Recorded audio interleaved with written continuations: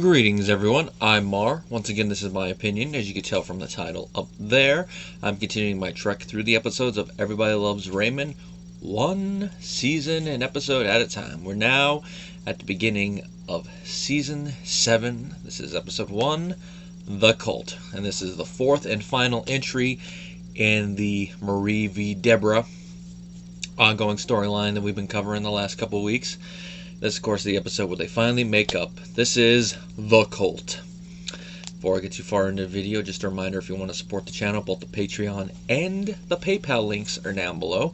If you want to do one-off support or a one-off request, go the PayPal route. If you want to continuously support the channel and suggest topics for future videos and get access to them early, be able to suggest stuff like whatever happened to blue-collar workers in cinema, or what about these 3 seashells? Either way, your support is appreciated. The Cult. Now, this episode begins a little bit after the previous one. How long, they never mention, because at the end of the previous episode, we find out that the fight's been going on for about a month. So here, it's a while. Now, the one deleted scene for the episode does mention it's been 2 months. So, I'd say a month after the previous one's a good estimate, even if it's not set in stone. Robert comes in and he's a nice tropical shirt, and he has a whole new demeanor, which, considering how he's been very anxious in the last couple episodes, is big. He starts talking with Ray and Debra, and, he's very happy. He gives Ray a hug, and Ray's a little freaked out, and Robert gets into it. He's now been seeing this group called Inner Path, and they've been really supporting him, trying to help him find his new self. And, Ray's being his usual self, joking a little bit about it. Debra wants to hear a little bit about it, mainly because she's concerned, because she thinks this group might be trying to exploit Robert. Like, she asks him, have they asked for money? And he's like, no. I gave him some because I wanted to, and that right there puts him a worry. And Robert's like, yeah, I want to stay there. Hey, if you want to come with me and have a look at it, you're more than welcome. He senses a little bit of minor hostility from them. So he's like, yeah, I'm going to go share the path with Mom and Dad. And it goes just about as well as you could think. And I just love the way this is edited. He's like, I'm going to go share the path with Mom and Dad. Cuts right to a shot of Marie, and she's like, oh my God, he's in a cult. Even now that he gets me, and he's like, it's not a cult. And Frank's a little freaked out because he got hugged. He's like, ah. And they're really freaked out because, like they say, he's in a cult, and Robert tries to dispute the fact that it's a cult, which I don't know if I would go so far when we do see them to say they're a cult, but it's a weird group. I'd definitely say they're a pseudo-cult-ish, but I wouldn't commit to the point and say that they are a full-on cult. Just so the outside people like, yeah. But it does make for a good thing. They're like a weird self-help group. But the way Robert defends it is like, it's just a group of people who care about me, want to see me do well. Marie's comeback. This comeback has always stayed with me. It's one of those ones that you hear and you're like, that's a good one. You have that here, you stupid ass. That is true. But Marie, considering the fact that you and Debra have been fighting for the last 2 months, and it's been putting a lot of anxiety with him, especially when the last time he tried to help, you threw him out of the house. You were the last one to try to complain with that. Well, once Robert leaves, all the other adults get in the room. Well, I'd say they get in the room the moment that Marie and Debra realize they're with each other. Debra's like a little, and Marie goes into the other room. Now, she stays on the other side of the one little weird part between the kitchen and the living room that can open and close. We've seen it open and close several times. I think in the show it's been a while since we've seen that utilized. So here, used perfectly for it, to where Marie can be there and be a part of the conversation, but be selective about it. I don't know. They start talking about it. It's a weird group. They're all concerned for him. But then Debra brings up the fact that, maybe you should take Robert up on his offer. And Marie basically is like, yeah, you should do it. These people are maniacs.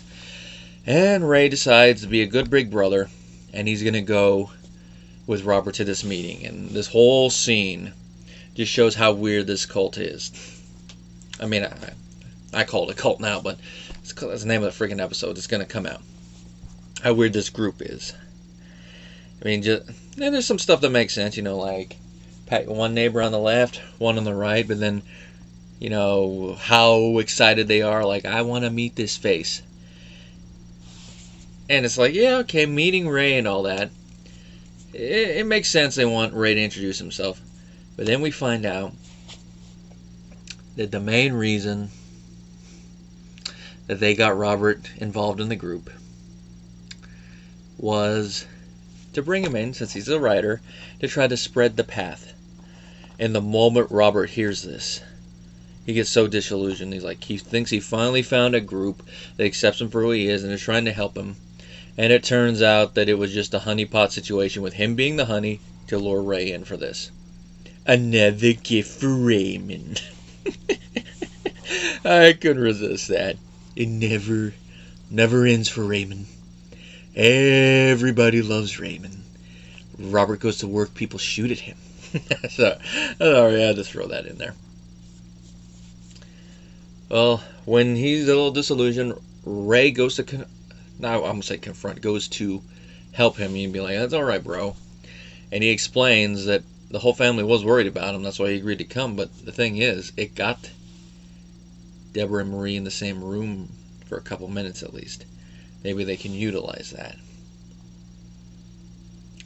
And they think. And you can already tell from this, this final part of the episode is going to be interesting. In comes Judy, and it looks like they're going to stage an intervention for Robert to try to get him to come to his senses. And I just love the way Judy describes it. We're going to lock him in his room, we're going to love bomb his sorry ass. I just love how straight to the point Judy is at times. That's why I love her as a character. We don't see her too often, but when she comes in, it's always good to see her. And of course, it's at Ray and Deborah's house, so they're there. Marie comes across the street with a cake. You can tell she's a little uncomfortable due to the fact that she and Debra are still fighting, but she's there for Robert.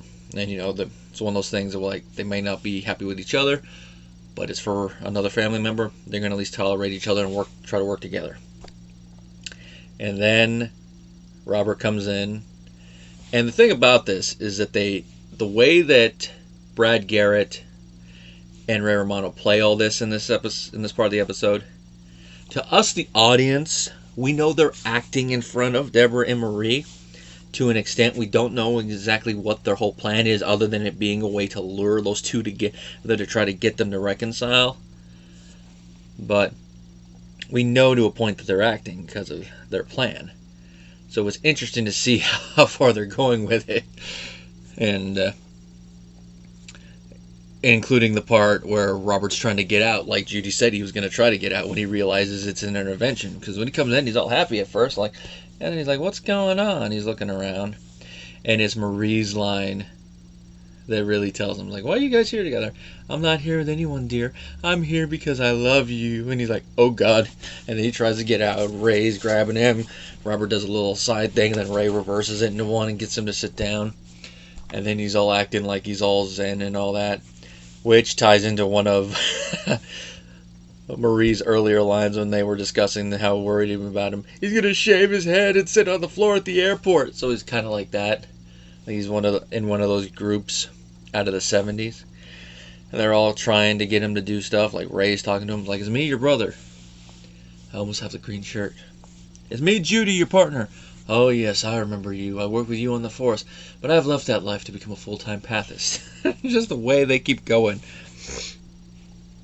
They keep going, and Ray's even like, he matters to me. I just don't like seeing him like this. And they keep playing it.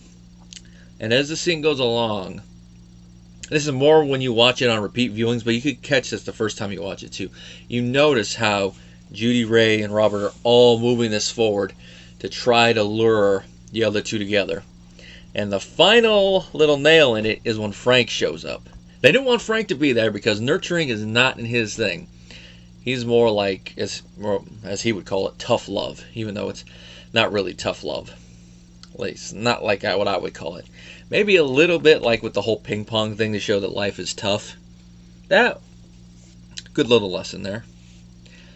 Now, Frank eventually does get there, and he starts being pretty aggressive with Robert. He's like, hello, Dolly.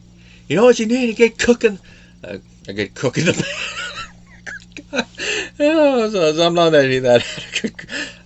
A good kick in the pants is what he said. And I actually like Robert's retort here. He's like, is that the name of your parenting book? A good kick in the pants? That does sound like it'd be the name of a very aggressive person's book. And Robert does mention that, the path to inner harmony cannot be found in this family. And he's going to leave. And that is the thing from Frank and all that finally gets Debra and Marie to finally come together and be like, don't leave. And this final little thing that Robert said is what finally ends this 4-part episode feud. It's like, who are you to tell me how to behave? You two can't even talk to each other. And I love the way that Doris Roberts and Patricia Heaton sell this. Just the instant thing. Where they're all worried. We're ready. Yes, we can. They look at each other. You can both tell they're hesitating. They're both hesitating. They don't want to be the first. And then within a couple seconds of looking at each other, it's like that. Instantaneous. They both break down, emotional. And they're like, and they go to hug each other.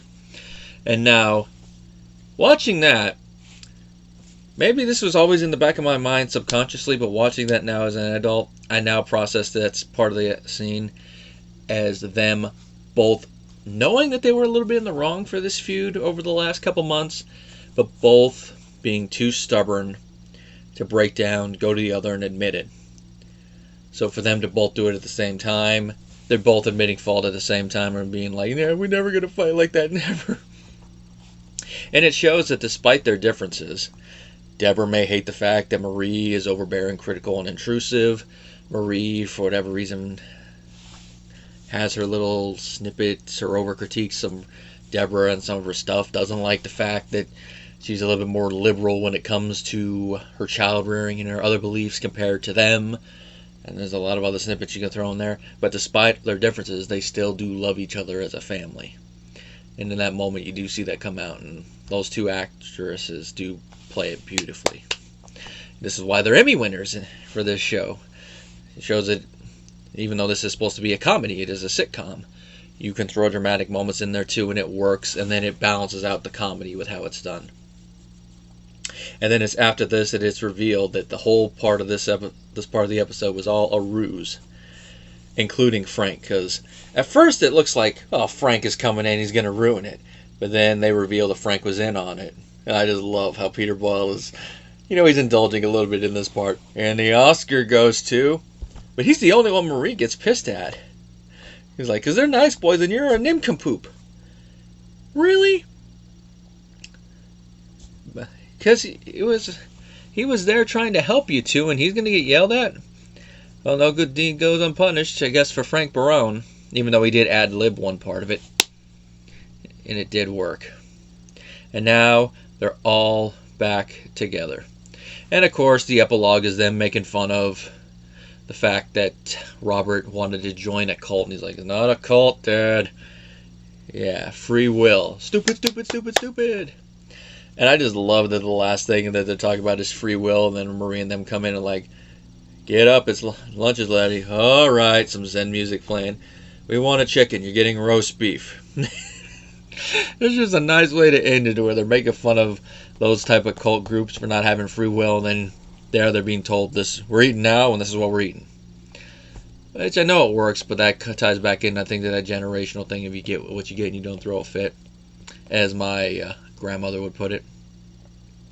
And all in all, this is a pretty fun episode. Another great beginner. Yeah, usually with this show, at least with these first 7 seasons, always the first episode and the last episode, never a bad one. I mean, in the middle, you might find ones that work for you. Some people don't work for others. And, of course, with the last season, the one that definitely didn't work for me, other than like a couple jokes here and there. Now, I didn't mention, but this one was written by Phil Rosenthal and Tucker Colley. I'm actually looking at the DVD set thing, so here I got it right here. There's going to be 24 episode reviews for this season. Technically, the last one's a 2-parter, but I'm going to do it as one. And, that's why I got that. I mentioned that there's going to be that little arc that carries over multiple episodes. I'm going to see what disc it's on for this one. Technically, if you want to start when it begins, it'll begin at the end of disc 2. And then on disc 3, near the end is when it's really going to start. And it carries forward to the finale. Those of you who know this show and know a lot of the arcs know which one I'm talking about, since it's season 7. I think I've loosely mentioned it when I've talked about this story beat before, so you might know what I'm talking about. Now, this episode does have one deleted scene. I still got the DVD in the thing, so I'm going to go and read what it says right here, because I don't have my notes open right now. Robert gets a late night visit from Gerard. Now, in the final episode, I'd say, just after having watched this scene, it works better without this scene. Because I think it's more interesting for Robert to just come in, especially this is the first episode, a couple month break from the show, in universe 2 months of the fight, him to just walk in with this new disposition. This scene would have been the original opening scene, where Gerard is knocking on Robert's door. You see Robert coming through his room from his bedroom, turn the light on, answer, and it's Gerard. And Gerard's all in her path out, and he's trying to spread it to him. Now, I could see from a writing standpoint that to be, I think it'd be the inciting incident. I don't remember a lot of the screenplay jargon off the top of my head, but I think it'd be that type of, the beginning incident. The incident that sets the plot in motion. And it'd be interesting to see Robert be like, okay, what's going on? Alright. And then the next time we see him, he's all like Gerard was when he knocked on the door. But from a pacing standpoint, it works better without it. However, the fact that Gerard went to Robert's house at midnight to do this, and what we find out in the scene where Ray and Robert find out why they actually had Robert, adds another little dark connotation there, that they sent Gerard to Robert to bring Robert in, to get to Robert, to send him out to his family, to get to Ray. Oh, this group is dastardly. Now, when you look at it with that scene in the context, I guess you can consider this definitely a cult. Let's just hope, unlike another group, they can actually afford the Kool-Aid. I know someone's going to get mad at me for that joke, but hey, as I've mentioned a lot of times, I have a very dark sense of humor at times. There's not really much else to say about this episode. Going forward, now in Season 7, the next couple episodes are going to be ones I really do enjoy. The rest on this disc, if I'm looking at them. And actually, if I were to do a list of my favorite episodes of the season, 2 of them are on this first disc. I don't know if the next one will be on it, even though that has an audio commentary, so that should be interesting.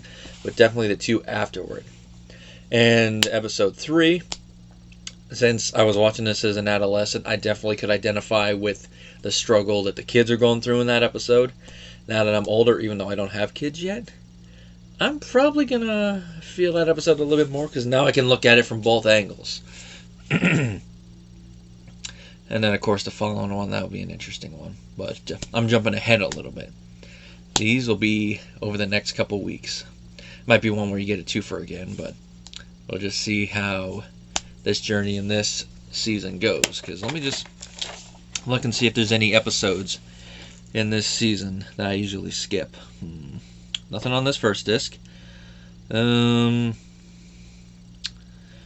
2 that I do kind of skip on the second disc. One I usually will watch if I'm in the mood. The other one, I think I've only watched it twice. So one involving the kid, just in case if you're wondering.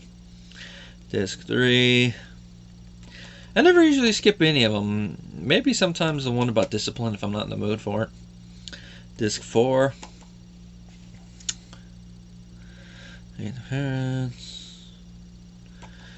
think I've skipped that, episode 17. So there's a couple episodes this season I skip. So far, for the most part, the episodes that I've skipped, I've actually gotten more enjoyment out of while watching it this time. There's been some ones where I'm like, yeah, this is definitely better than I remember, like Fascinating Debra. And then there's ones like, yeah, there's a little bit more comedic potential here, but probably still have to be in a mood sometimes, like the babysitter one. The only one, in my opinion, is still more or less the same so far, of the ones that I usually either skipped or didn't like watching, is Raybert. But let's just see once we get through this. And then, of course, once we get to season 8, then it's going to be interesting because there'll be some episodes that I have not seen, that at least I think, or just not in a long time. Well, like I said, I'm jumping ahead with that, so until next time, guys.